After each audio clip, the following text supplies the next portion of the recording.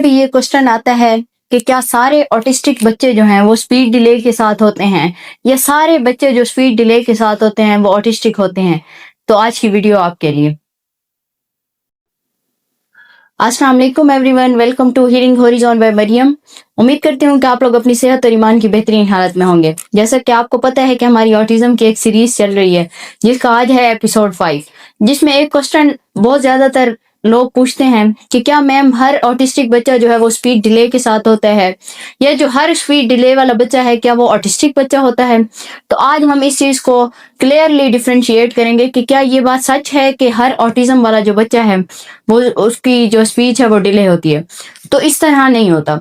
जो ऑटिज्म वाले बच्चे होते हैं उनमें हो सकता है 80% चांसेस हैं कि वो स्पीड डिले के साथ हों, और उनकी जो है स्पीड डिले में भी डिफरेंट आगे कैटेगरीज आती हैं। कुछ बच्चे होते हैं जो 1.5-2 साल तक बोलना स्टार्ट कर देते हैं, कुछ बच्चे होते हैं जो 5 साल तक बोलना स्टार्ट कर देते हैं। इसके बरक्स जो स्पीड डिले के साथ बच्चे होते हैं उनका जो ड्यूरेशन है स्पीड डिले का वो एक लॉन्गर पीरियड ऑफ टाइम के लिए होता है, यानी वो 5-6 साल के बाद बोलने का उनके चांसेस होते हैं कि वो मे भी स्टार्ट करें। ठीक है, जबकि ये दोनों जो इश्यूज हैं वो बेशक न्यूरोलॉजिकल इश्यूज हैं, ऑटिज्म भी और स्पीड डिले वाला भी, लेकिन जो इनकी टर्म्स और कंडीशंस हैं वो एक दूसरे से अलग हैं। जो स्पीड डिले का बच्चा है वो बार बार बच्चों के साथ कोशिश करेगा कम्युनिकेट करने की, लेकिन चूंकि उसकी बोलने की सलाहियत उसके अंदर नहीं है तो वो उस तरह से उनके साथ काम नहीं कर सकेगा, उनके साथ चल नहीं सकेगा। इसके बरक्स अगर हम ऑटिस्टिक बच्चे को देखें तो उसका जो सोशल सर्कल है वो बहुत लिमिटेड होता है, वो दूसरे बच्चों के साथ खेलना मिलना जुलना पसंद नहीं करता। अब जो स्पीड डिले का बच्चा है, नॉर्मल ऑटिज्म वाला जो नहीं है, जिसका सिर्फ स्पीड डिले का इशू है, वो क्या करेगा कि वो बहुत सारी सोशल एक्टिविटीज में एंगेज होगा। सिवाय अपने बोलने के अलावा बाकी जितनी भी एक्टिविटीज हैं उनमें वो एंगेज होने की कोशिश करेगा, वो खेलेगा कूदेगा खाएगा पिएगा। अब इसी बरक्स हम ऑटिज्म के बच्चे को देखें तो ऑटिज्म का बच्चा क्या कर रहा होगा, वो उसकी ये सारी चीजें भी डिस्टर्ब होंगी, उसका कोई सोशल सर्कल नहीं होगा, सोशल कम्युनिकेशन नहीं होगी, वो खेलेगा नहीं उस तरह से, और वो चीजों को ऑर्डर करेगा, तरतीब दे के रखेगा, और उसका जो कंफर्ट जोन है वो उससे बाहर निकलने की कोशिश नहीं करेगा।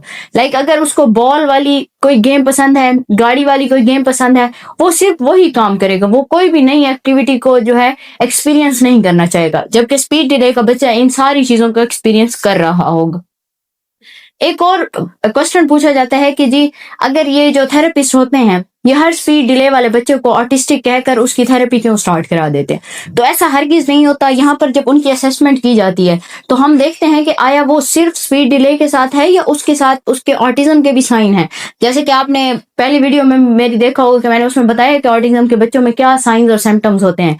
इसी तरह जो स्पीड डिले का बच्चा होता है हम उसको उसके हिसाब से असेस कर रहे होते हैं कि क्या आया इसकी जो बाकी चीजें हैं वो भी डिस्टर्ब है, क्या इसका स्केड्यूल डिस्टर्ब है, ये टैपिंग करता रहता है, ये बहुत ज्यादा हाइपर एक्टिव है, इसके बिहेवियर के इश्यूज हैं, ये कम्युनिकेट नहीं करता, ये आई कांटेक्ट नहीं करता, ये एक जगह टिक के नहीं बैठता, ये सारे सर्कमस्टांसेस हैं ऑटिस्टिक बच्चे के।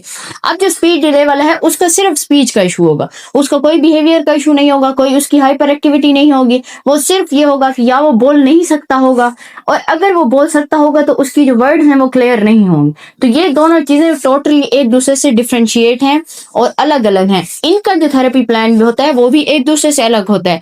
ऑटिज्म वाला बच्चा जो है उसके साथ हम बिहेवियरल थेरेपी, ऑक्यूपेशनल थेरेपी और स्पीच थेरेपी तब करते हैं अगर उनकी स्पीड डिले हो या फिर उनको स्पीच का इशू हो। इसके बरक्स जो हमारे पास स्पीच थेरेपी का बच्चा आता है उस पे हमारा फोकस होता है कि हम उसको स्पीच थेरेपी दें, ना कि उसको बाकी सारी थेरेपीज जो ऑटिस्टिक बच्चे के साथ की जा रही होती हैं वो करें, क्योंकि उसका इशू ही स्पीच का है तो उसकी स्पीच के लिए करते हैं। अब ये है कि ऑटिज्म और स्पीच वाला जो बच्चा है क्या ये दोनों का, जैसे मैंने कहा कि थेरेपी प्लान अलग है तो इनका तरीका इलाज भी अलग होगा। हो सकता है कि जो स्पीच डिले का बच्चा है उसकी हेयरिंग का भी इशू हो तो हम उसकी असेसमेंट हेयरिंग के थ्रू भी कराते हैं, जबकि ऑटिज्म वाला बच्चा जो है उसका न्यूरोलॉजिकल डिसऑर्डर है तो उसको हम न्यूरोसाइकेट्रिस्ट या इस डोमेन में जाकर असेस करते हैं। उम्मीद करती हूँ कि आज की वीडियो जो है आपके लिए बहुत हेल्पफुल हुई होगी, और अगर आपको आज की वीडियो, आज का कंटेंट पसंद आया हो तो लाइक करें, कमेंट करें, और अपने उन तमाम दोस्तों के साथ, अपने उन तमाम जानने वालों के साथ जिनके बच्चों में ये इशू है उनके साथ भी ये वीडियो जरूर शेयर करें। और इसके साथ साथ हमारा जो सेटअप है shine psychology and autism resource centre का, इसमें भी जरूर आएं और विजिट करें और हमारी सर्विसेज से जरूर फायदा उठाएं। अल्लाह हाफिज, थैंक यू।